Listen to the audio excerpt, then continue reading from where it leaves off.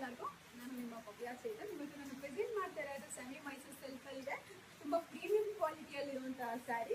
ತುಂಬ ಜನ ಕೇಳ್ತಾ ಇದ್ರಿ ಆಫ್ ಆ್ಯಂಡ್ ಆಫ್ ಜಾಸ್ತಿ ಸ್ಯಾರೀಸ್ ಅಂತ ಹೇಳಿದ್ರು. ಸೊ ಅದಕ್ಕೋಸ್ಕರ ಇವತ್ತು ಆಫ್ ಆ್ಯಂಡ್ ಆಫ್ ಸ್ಯಾರೀಸ್ನ ನಾನು ಸ್ಟಾಕ್ ತರಿಸ್ತೀನಿ. ಯಾವ ಥರ ಇದೆ ಸ್ಯಾರಿ ಅಂತ ನೋಡೋಣ.